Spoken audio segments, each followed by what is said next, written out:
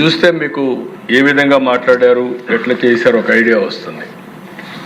ఇప్పుడు కూడా ఒకటే చెప్తా ఉన్నా, దయ ఉంచి ఇప్పటికైనా ఆలస్యం కాలేదు, దయ ఉంచి ఇప్పటికైనా పట్టిసీమ ప్రాజెక్టును క్యాన్సిల్ చేయండి. అసలు మన పార్టీ స్టాండ్ అన్నది పట్టిసీమ మీద చాలా డీటెయిల్డ్ గా చెప్పాం. దీని మీద 2 రోజులు చర్చ జరిగింది గత అసెంబ్లీలో, సుదీర్ఘంగా చెప్పే పట్టిసీమ గురించి. మేము పట్టిసీమను వ్యతిరేకిస్తున్నాం, ఎందుకు వ్యతిరేకిస్తున్నాం అన్న కారణాలు చెప్పాం. పట్టిసీమను వ్యతిరేకిస్తున్నాం కారణం దీంట్లో పెట్టే అమౌంట్ వేస్ట్. 1600 కోట్ల రూపాయలు పట్టిసీమ మీద పెట్టి నీళ్ల పాలు చేశారు చంద్రబాబు నాయుడు గారు. అధ్యక్ష, ఇవాళ నేను ఒకటి అడుగుతా ఉన్నాను, ఎటువంటి నీటి స్టోరేజ్ కెపాసిటీ లేని పట్టిసీమ ప్రాజెక్టు కడతారు? నేను అడుగుతా ఉన్నాను అధ్యక్ష, ఒకటే విషయం, ఏ స్టోరేజ్ కెపాసిటీ లేని పట్టిసీమ ప్రాజెక్టు కట్టారు? పట్టిసీమ ఎత్తిపోతల నుంచి నీటి విడుదల ప్రారంభించారు.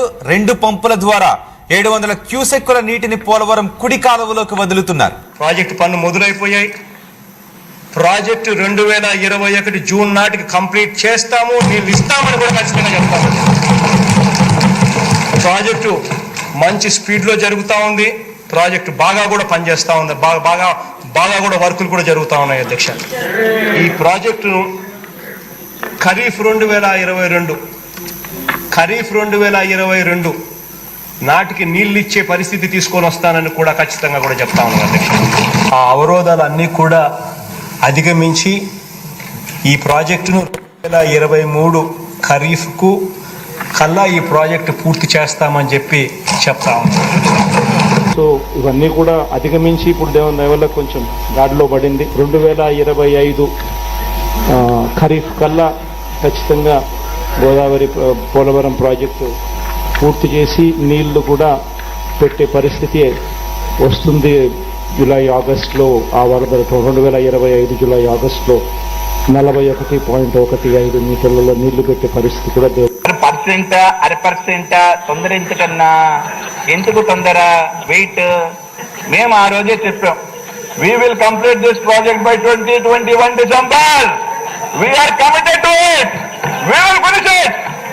ఎందుకు తొందర? 2021 డిసెంబర్కి మేము కంప్లీట్ చేస్తామన్నా. పోలవరం ఎప్పుడు పూర్తి అవుతుంది? తొందరలో పూర్తి చేస్తాం. బాగానే. You cannot say date, you cannot say year. ఇవాళ కొద్ది రోజుల కిందటనే పూర్తి చేసి ఇవాళ జాతికి అంకితం చేసే కార్యక్రమం జరుగుతా ఉంది.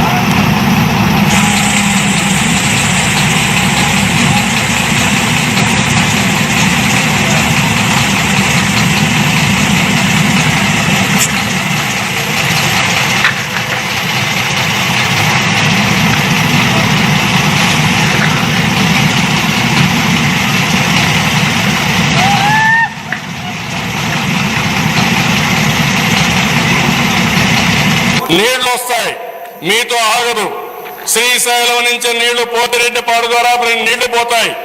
అంద్రేనివాకు నీళ్లు వస్తాయి, గాలేరు నగరికి వస్తాయి. పలమనేరు ఎమ్మెల్యే ఉన్నాడు, పలమనేరుకు నీళ్లు వస్తాయి. పొంగునూరుకు వస్తాయి. మదనపల్లి ఎమ్మెల్యే ఉన్నాడు, మదనపల్లికి వస్తాయి. మీ లీడర్ అపోజ్ చేసినా మీకు నీళ్లు వచ్చి తీరుతాయి. అదే విషయాలు నాకు చెప్తాను పబ్లిక్ కి. వీళ్ళ లీడర్ ఒప్పుకోలేదు, వీళ్ళ ఎమ్మెల్యేలు ఒప్పుకోలేదు. నీళ్లు మాత్రం తెచ్చాను, తెస్తానని చెప్పి మళ్ళా ఒకసారి చెప్తా, 100 సార్లు చెప్తా. అదే జరుగుతుంది రేపు. ఆగే పరిస్థితి లేదు. మీ లీడర్ అడ్డం పడినా ఆగరు. మీ లీడర్ అడ్డం పడితే పులివెందులకు నీళ్లు తీసుకెళ్తా, అడ్డంగా పడుకున్న నీళ్లు ఇస్తా.